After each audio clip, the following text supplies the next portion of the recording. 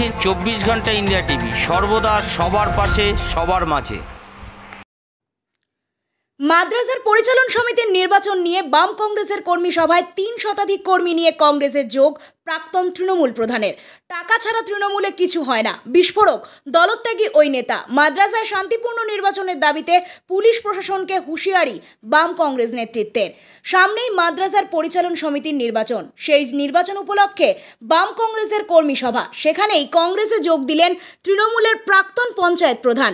তার হাত ধরে কংগ্রেসে এলেন আরও 3 শতাধিক কর্মী। কংগ্রেসে যোগ দিতেই একাধিক বিস্ফোরক অভিযোগ তুললেন। অন্যদিকে এই কর্মী সভায় নির্বাচন অবাধ এবং শান্তিপূর্ণ করার দাবিতে পুলিশ প্রশাসনকে হুঁশিয়ারি দিলেন বাম কংগ্রেস নেতৃত্ব। আরজিকর কাণ্ডের কথা উঠে আসলো প্রদেশ কংগ্রেস নেতার মুখে। যদিও এই যোগদানকে গুরুত্ব দিতে নারাজ তৃণমূল। শুরু হয়েছে রাজনৈতিক তরজা। তৃণমূলের টাকা ছাড়া কিছুই হয় না। তৃণমূল থেকে কংগ্রেসে যোগদান করলেন। তৃণমূলকে চোর বলে কটাক্ষ করেন মালদহের হরিশ্চন্দ্রপুর 2 ব্লকের দৌলতপুর গ্রাম পঞ্চায়েতের প্রাক্তন প্রধান মোবারক হোসেন। আগামী 8ই সেপ্টেম্বর রয়েছে হরিশ্চন্দ্রপুরের মিলনগড় সাজদিয়ায় হাই মাদ্রাসার ম্যানেজিং কমিটির নির্বাচন। মিলনগড় সিনিয়র মাদ্রাসা প্রাঙ্গণে ছিল বাম কংগ্রেসের কর্মী সভা। সেই কর্মী সভায় প্রায় 3 শতাধিক কর্মী সমর্থকদের নিয়ে তৃণমূলে যোগদান করেন প্রাক্তন প্রধান মোবারক। ওই দলত্যাগীদের হাতে তৃণমূলের দলীয় পতাকা তুলে দিয়ে দলে স্বাগত জানান কংগ্রেস নেতা মোস্তাক আলম ও বাম নেতা জামিল ফিরদৌস। আর দলে যোগ দিয়ে মোবারকের দাবি, তৃণমূলের টাকা ছাড়া কিছুই হয় না। পঞ্চায়েত ভোটের টিকিট দেওয়া হয় টাকার বিনিময়ে। এলাকা থেকে তৃণমূলকে সাফ করার ডাক দিয়েছেন তিনি। যদিও হরিশ্চন্দ্রপুর 2 ব্লকের যুব সভাপতি মনিরুল আলম বলেন, ভিত্তিহীন কথাবার্তা বলছেন। উনি তো কংগ্রেস থেকে নির্বাচিত হয়ে প্রধান হয়েছিলেন, তারপরে 2.5 বছর তৃণমূলের প্রধান হয়ে কাজ করেছেন, এখন আবার কংগ্রেসে ফিরে যাচ্ছেন। ওনার নিজের ভাইপোই তো তৃণমূল কংগ্রেসের উপপ্রধান, তাহলে সেক্ষেত্রে বলতে হয় ওর ভাইপো চোর। মালদা থেকে 24 ঘন্টা ইন্ডিয়া টিভির প্রতিনিধির বিশেষ প্রতিবেদন। এবং তিনি হচ্ছে বর্তমান প্রাক্তন প্রধান দৌলতপুর অঞ্চলে।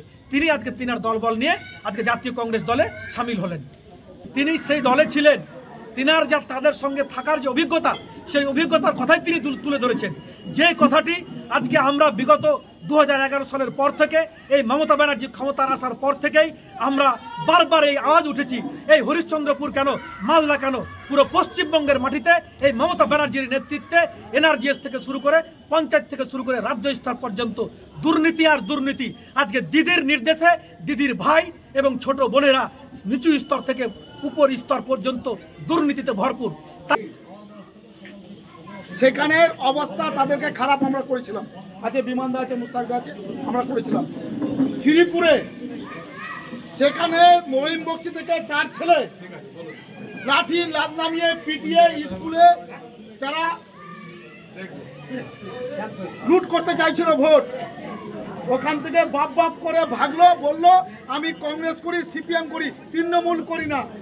এই মিলনগড় বাড়িতে কেউ করতে গেলে সেই কাজটাই করতে হবে, যেন কেউ লুট করতে না পারে। যা পরিস্থিতি, সেই পরিস্থিতিতে এখানে কোনো সম্ভাবনা নাই। আমরা অনেক বেশি ভোটে জিতব। আমাদের কিছু ভুলের জন্য তৃণমূল হরিশ্চন্দ্রপুর 2-এ জায়গা পেয়েছে। আমরা কথা দিচ্ছি আপনাদের, আগামীতে যে কোনো নির্বাচন হোক, তৃণমূলকে খাতা খুলতে দিব না। তার জন্য যা কিছু করতে হয় আপনারা সাথে থাকুন। এই প্রতিবাদ গোটা পশ্চিমবাংলায় এই জায়গায় অবস্থা, তৃণমূলের সরকার আর থাকবে না। তাই এই প্রতিবাদ, আরজিকরের প্রতিবাদ নিয়েই আমাদের এই মাদ্রাসা নির্বাচন। হরিশ্চন্দ্রপুর থেকে তৃণমূলকে পেরেক দেওয়া আমরা শুরু করব। আগামীতে সব নির্বাচনে তাদেরকে আমরা পরাস্ত করব। এই বার্তা নিয়ে আপনারা সকলে নির্বাচনটা করুন, ইনশাআল্লাহ জয় আমাদের আছে। দুর্নীতিগুলা অনেকগুলো আছে কারণ বিষয়তে, ওদের যা কিছু আজকে গ্রাম পঞ্চায়েতের টিকিট দিবে, প্রত্যেকটা ক্যান্ডিডেটের কাছ থেকে টাকা নেওয়া হয়। টিকিট আইসাই করছে, কাউকে টিকিট দিল দল থেকে, ও নমিনেশন ফাইল করে আসলো, আবার ওকে টিকিট দিল না, অন্যকে টাকা দিয়ে টিকিট দিয়ে দিল, ও আবার নির্দলে দাঁড়ালো, আবার নির্দল থেকে পাস করলো। এই টিএমসি সরকার যা এই আমাদের হরিশ্চন্দ্রপুরে যতগুলো নেতা আছে সব চোর আছে, আজকে আমি থাকলাম, আমরা দীর্ঘদিনের কংগ্রেস পার্টি করি। আজকে মিলনগড়ের মাটিতে আজকে আমার দাদা কংগ্রেস পাস করেছে, আমার ভাই ছোট ভাই 2 বার পাস করে আছে। আজকে আমাদের সেক্টর থেকে মিলনগড় স্কুলে অনেকবার আমাদের মেম্বার ক্যান্ডিডেট কংগ্রেস থেকে পাস করেছে। এখানে কিন্তু কংগ্রেসের মাটি। আজকে আমরা যৌথভাবে সিপিএম কংগ্রেস আজকে যতগুলো লোক এসছে সবাইকে আমি বলছি যে আমরা যেন এই কংগ্রেসটাকে এখানে যোগাইতে পারি, সিপিএম কংগ্রেস এই মাদ্রাসা বোর্ডটাকে আমরা ঠিক করতে পারি, এই বলে আবার বক্তব্য শেষ করছি।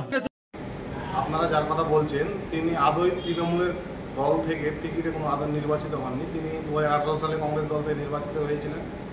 নির্বাচিত হওয়ার পর প্রায় 3 বছর পরে তিনি অনাস্থার মাধ্যমে প্রধান হন। তখনও তিনি কংগ্রেসের প্রতীকে নির্বাচিত সদস্য। প্রধান হওয়ার পর তৃণমূলে জয়েন করেন। অবশ্যই বিগত নির্বাচনে তিনি যে গ্রামের সদস্য ছিলেন সেখান থেকে তাকে টিকিট দেওয়া হয়নি। তার নিজের বড় দাদার ছেলে উমর ফারুক যাকে দল নির্বাচিত করেন এবং জিতার পর তিনি বর্তমানে দৌলতপুর গ্রাম পঞ্চায়েতের উপপ্রধান।